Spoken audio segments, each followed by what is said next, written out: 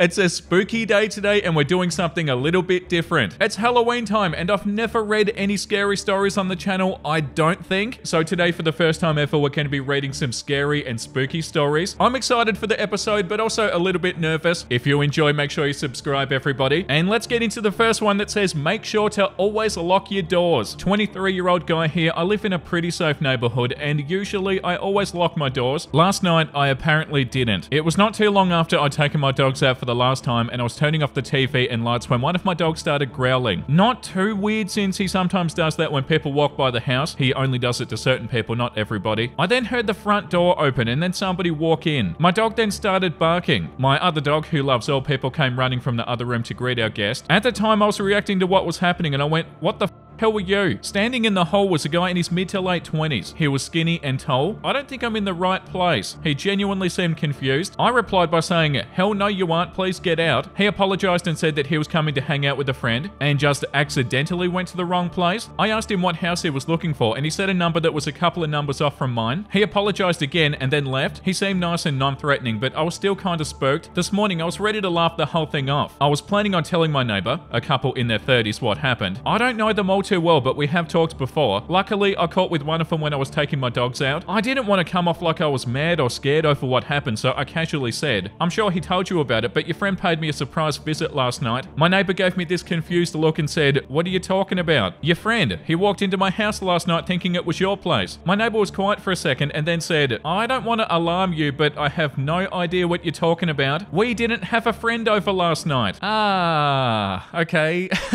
Yeah, that's not good. I'm not used to reading spooky stuff. Yeah, so was it a misunderstanding or what? That's not nice. I don't like this at all. It's already so creepy. Oh, I'm in the wrong house. This is the house I'm looking for. But they also aren't expecting me. So what are you doing there then? There's a comment that says, something similar happened to me a few years ago. I was home alone with my baby in the middle of the day. We were just watching TV and my dog is on the couch with us. I was on the side of the couch closest to the door. All of a sudden our door opens and some man tries to walk in. My dog jumped over me and the baby and silently but swiftly went for the man. She barely missed him as he closed the door in panic. I rushed up and I locked the door over my hackled dog. The guy said that he was sorry and he had the wrong house. I pretty much told him, okay, that's fine, leave. I always wondered if maybe he was trying to break into the house that a young woman was alone in, but then the moment he realized there was a protective dog, he tried to backtrack. I'm glad you're safe, man. Thank goodness for your good puppers. The next one that we're going to read is called The Man I Saw Through My Night Vision Scope. I already don't like this. I'm a hunter. I like to hunt wild boar, though I have been deer hunting and I have been known to get a turkey for Thanksgiving, but I mainly hunt boar. For those of you that don't know, boar are a big problem in the United States. A sow can have 2 litters a year, and it's not uncommon for a litter to consist of 10 or more pigs. Given that pigs eat anything and everything, it's not hard to see why the Department of Fish and Wildlife makes it legal to hunt them, with almost no restrictions. In my state, it's illegal to hunt most large mammals with night or thermal vision scopes, with the exception of boar and coyote. I'd been saving for a year, mainly fun money. It's hard to explain to your wife that a scope that cost pretty much twice as much as the rifle was really worth it. But I did it. I took it to a range and I sighted it in. There was an area that was peppered with boar activity that I knew would be perfect for a night hunt. It was easily accessible with my truck with easy to find spots. I could set up in a spot that overlooked a large, easy to navigate clearing. The night started uneventful, mainly me tinkering with my new toy, cycling through the settings. I was a little impatient. I'd spotted multiple deer, but they were out of season, and like I mentioned earlier, my current setup wasn't legal for deer. I moved to another spot that I'd seen days earlier that probably wasn't much better than my first spot, but it gave me something to do and a new angle to look around with my new scope. After an hour or so of glassing the area, it dawned on me. This spot doesn't have much animal activity at all. No rabbits or owls. The deer I'd seen were hundreds of yards from where I was. Why was this pocket of land so dead at night but so lively in the day? I'd set up around 10 PM and it was about 2 AM when I started to think about packing up, maybe setting up a target before I left and taking some practice shots. I heard a crunch from the direction that I came from before. I panned my scope over and I saw the silhouette of a small bear pushing through the bushes. It's important to note that my scope isn't exactly night vision. It's a thermal scope, kind of like a black and white version of what you'd see in the Predator movies. I adjusted my range and I zoomed in a little bit. I remember jolting a little bit when I saw that it wasn't really a bear. It was a man. again. Because he was so low and hunched over, I thought that I was looking at a young bear. Is that a game warden? It couldn't be. I would have seen the headlights coming up from where I was perched. And where could they have walked from? I was 30 miles away from anything and on public land. I was about to call out when I adjusted my sights and I noticed that he was naked. No shoes, no pants or anything. I remember being disturbed by his movements, like a squirrel or something. Twitchy, grabbing at the foliage, sniffing around and palming the tree. Was that my tree, the one that I'd been leaning against earlier? The thought of that terrified me. Could he smell me? Then he did something that I still have nightmares about today. He squatted and placed his hands in the dirt between his feet and then just stared straight up like a dog mid-howl. And I heard it, a voice coming from that direction, a very compelling female voice. Help, I'm lost. There was a long pause, but neither of us moved a muscle. The center of my sights was trained at the dirt in front of his feet. I couldn't bring myself to aim directly at another person. It went against everything that I'd been told about firearms. Were they lost? Was this some guy that had gone crazy out here? Why was his voice so feminine? Help, please, I can't walk, the voice called out. That's when I called bullshit. Not only could he walk, when I first saw him, he was traversing the land with ease for a naked person. So good that I mistook him for a bear. That's a trap. This guy's trying to lure me to him with a damsel in distress routine. Luckily though, the lack of activity before had caused me to pack up most of my gear. I think I may have left behind a hat and a sitting pad, but I didn't care in that moment. I took my eyes off him for a moment to get my pack on. I buckled my chest strap and I scrambled for my rifle. To my horror, he was in the same position, but his face was staring in my direction. And I swear I saw a smile. Yeah, I'm not liking this. The thermal scope has an effect that makes animals' eyes appear white. How the hell had he heard me get up and put my gear on? He must have been like 150 yards away. F off, I screamed in that direction. He stood up and it hit me how tall and skinny he was. Easily 6 foot and lean. He took a couple of long strides in my direction and I instinctively sent a round sailing above his head into the tree line. He was freaky as hell, but he hadn't really threatened me, so what would I even tell the cops? I was unwilling and unready to shoot somebody. He stopped dead in his tracks and then hunched down on all fours. The next one's gonna mess you up, go away. But he stayed on all fours, and this time I had my sights trained on the center of him. His eyes were just above the grass like a large cat or something. I was trying to stop my trembling, and I knew that my voice had cracked a little bit on that last warning. I was terrified. That standoff probably only lasted a minute or two, maybe less, but it felt like forever. In an instant, he bolted left towards the tree line opposite the road. So much for not being able to walk. I could barely keep him in my scope, he was moving so fast. He disappeared into the brush and I sent another bullet sailing high in his direction. I racked another round and I tried to pocket that mag and swap for a fresh one, but I dropped it and I didn't bother looking for it. I wasn't far from my truck and I wanted to get out of there. I could hear him in the distance, yelling in this weird sound that could have been a laugh or a cry. I scrambled up the trail and I arrived at my truck breathless. I tossed my gear into the cab, but I kept the rifle in the passenger seat and I sped off. For the longest time, I told that story from the perspective of having spotted some deranged crackhead living off the land, like some kind of caveman. I reported it to Fish and Game, but all they did was scold me for hunting at night alone. Never received an update. It wasn't until I told this story at a camping trip that my nephew told me about wendigos and rakes and skinwalkers and stuff. My story scared the piss out of him because the spot that we were camping was technically the same forest that I'd seen the bastard, just 50 miles east of it. He was so spooked, his mum, my cousin, had to take him home and she was really pissed. I've gone down the rabbit hole on these scary stories, and I'm not saying that what I saw definitely was like a wendigo or a skinwalker, of course. I'm saying that if such a thing does exist, I may have dodged quite the bullet that night. Or maybe it was just a tweaker being Donny Thornberry in the middle of the night. Either way, thought I'd share. Edit, believe what you like this offense as I recall them, and no, I'm not a writer. Here's a link to a video where I answer a lot of questions in the comments. Yeah, okay, I thought Am I the A-hole stories were scary. Yeah, I don't know what I expected, but yeah, creepy. Somebody linked another post to a night vision story here. This one's on the Let's Not Meet subreddit, so I feel like we should read that. The idea of seeing something through a scope, yeah, nah. I can imagine that story so well. Like being alone, away from everybody, in the middle of nowhere. Yeah, that's not a bear, that's a human.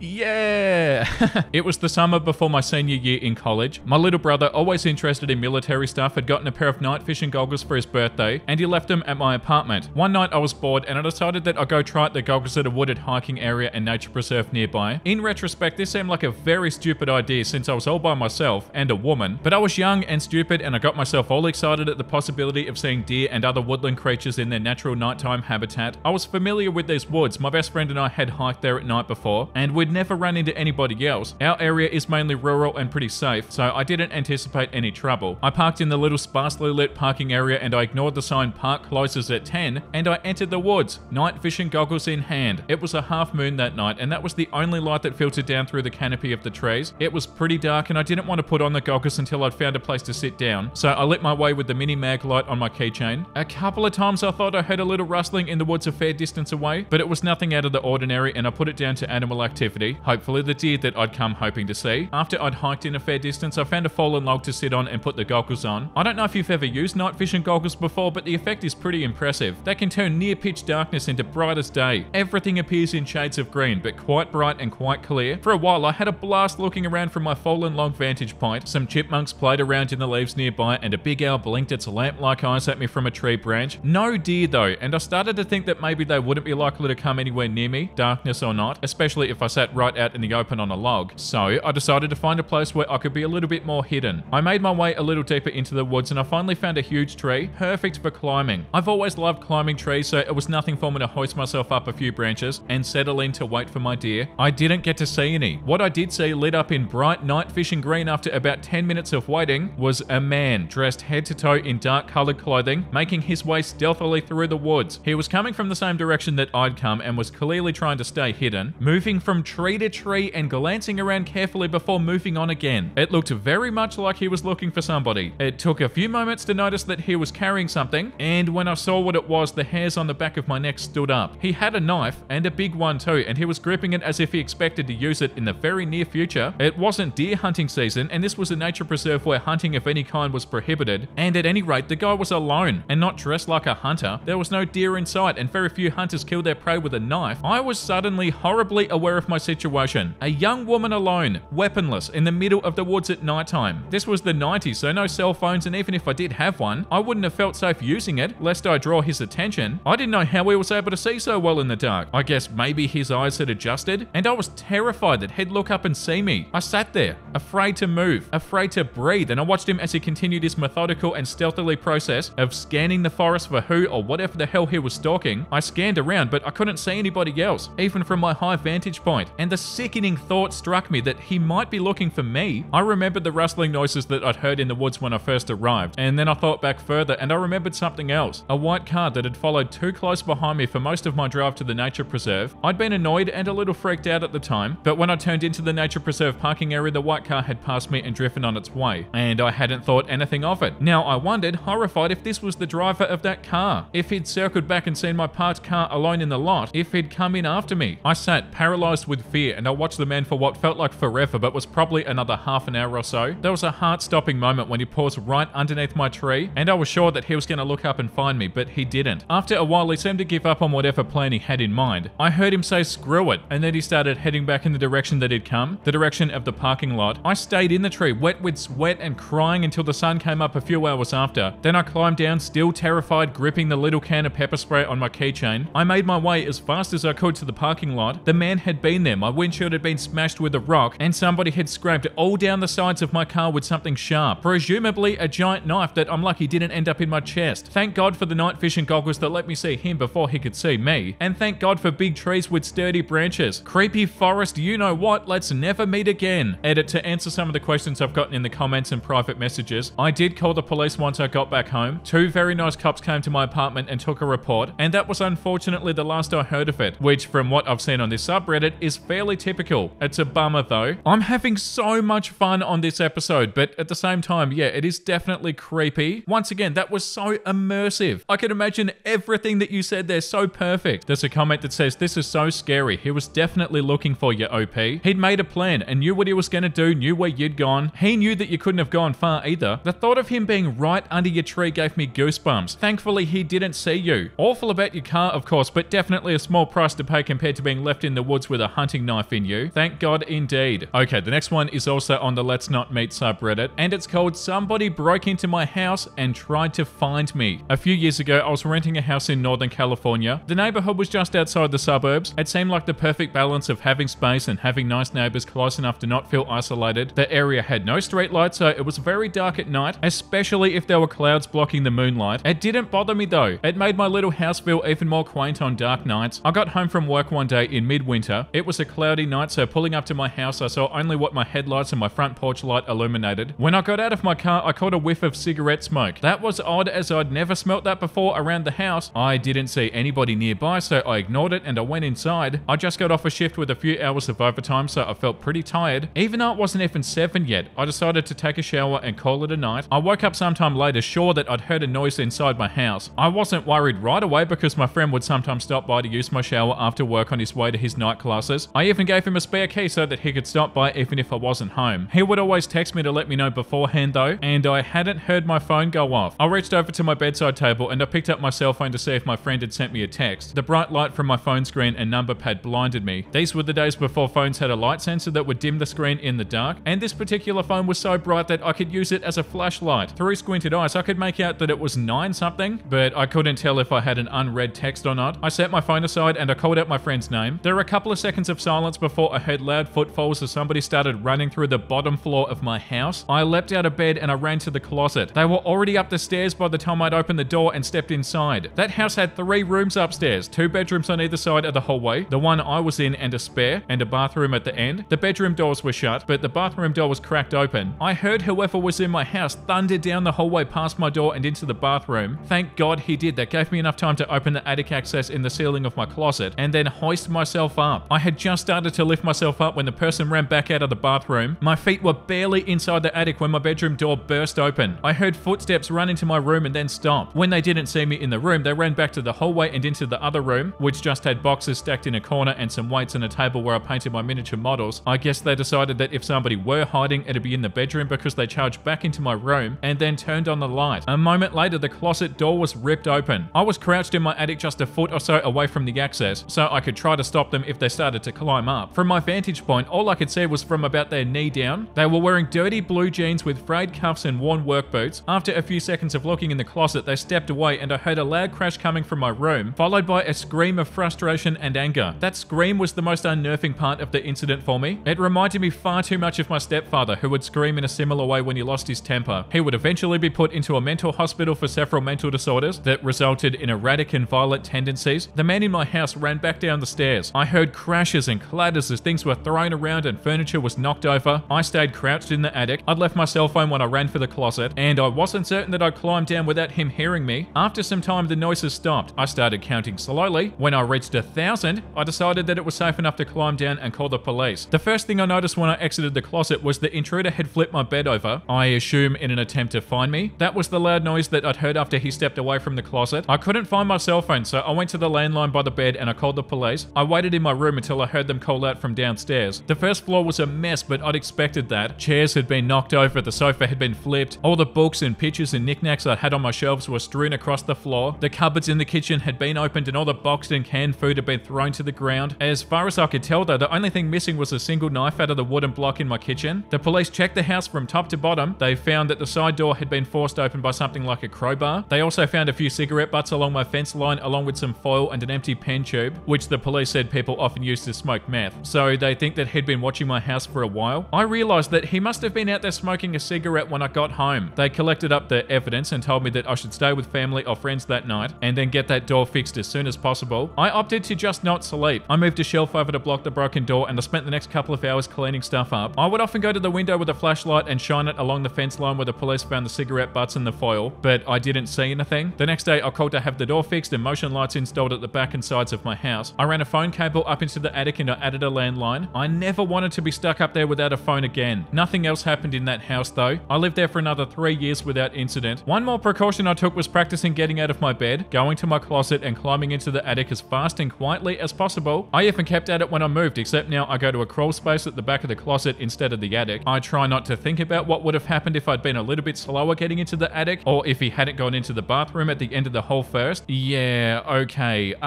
The idea of having somebody in your house looking for you is so horrifying.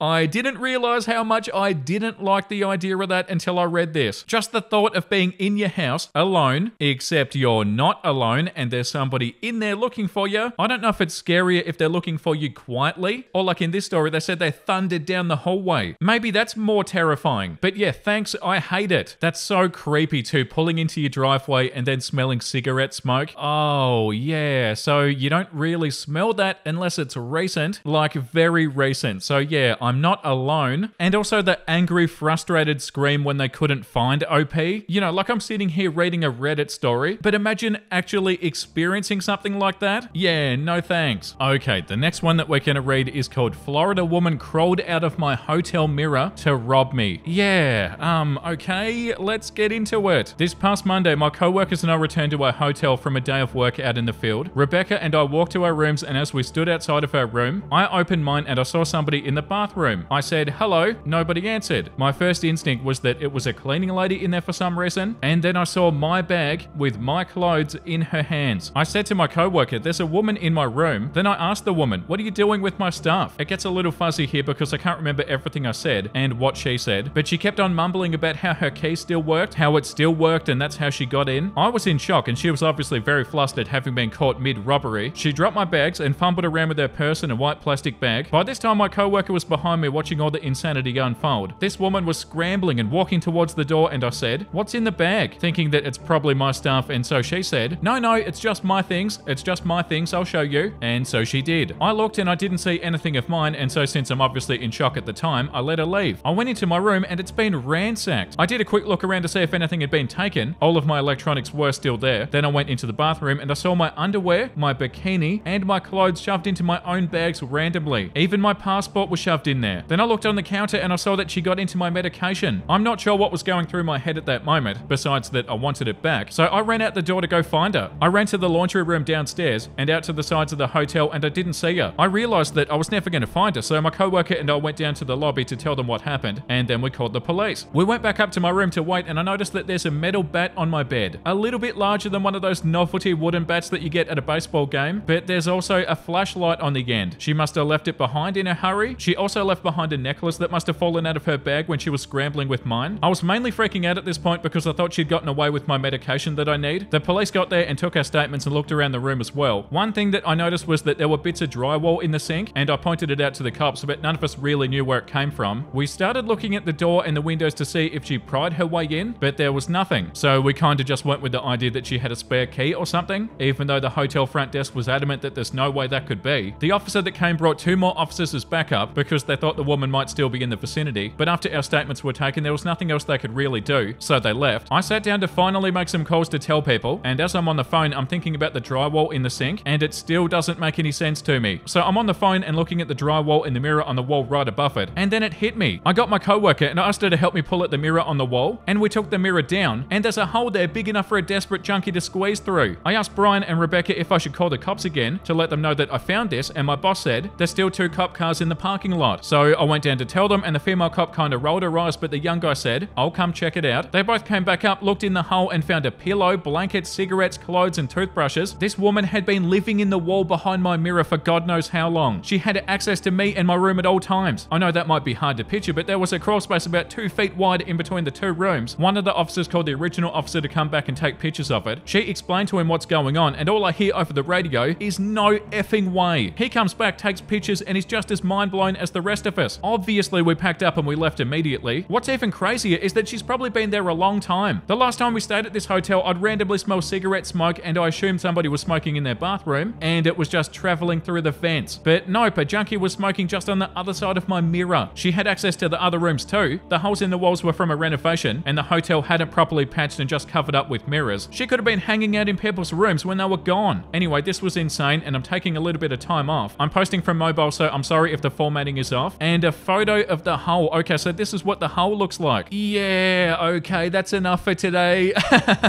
Yeah, definitely enough for today. This comment says, I'll never be able to sleep in a hotel room again without first checking the mirrors. Thank you, OP. Yeah, that was horrifying. Okay, after what we've read today, I've got something wholesome to show you guys. And oh my, do we need it. When you meet a new friend and you find out that you have the same favorite hobby. Yeah, that's so beautiful, isn't it? And definitely after what we've read today, that's really beautiful. Like, oh, we're like-minded and you're awesome. Thank you for watching, everybody. I hope you had a wonderful time today. And if you did, make sure you let me know down below in the comment section. Also, let me know if you want me to do more episodes like this one. And yeah, definitely subscribe if you want to. That was such an unbelievable episode. The comment of the day today goes to Catso for Brats. My husband has Friday off. It's our 10-year wedding anniversary. Oh, congratulations. We've decided to go to the shelter and adopt adopt a new cat that day. It's going to be the best anniversary ever. Oh, that's so beautiful. Cats over brats, that's so cool. Congratulations on the wedding anniversary, and also let us know about your new cat too. That's going to be such a beautiful moment, and that's such a good thing to do on an anniversary too. Oh, that's so beautiful. Okay, I'm out of here. Happy Halloween, everybody. I hope you had a wonderful time today, and I'll see you in tomorrow's episode, which I think is going to be a nice guy episode, if there's enough to read on the subreddit, so I'll see you then. Make sure you look after yourself, and make sure you have a beautiful, amazing rest of your day, and you know what I'm about to say because I say it every single day. Bye!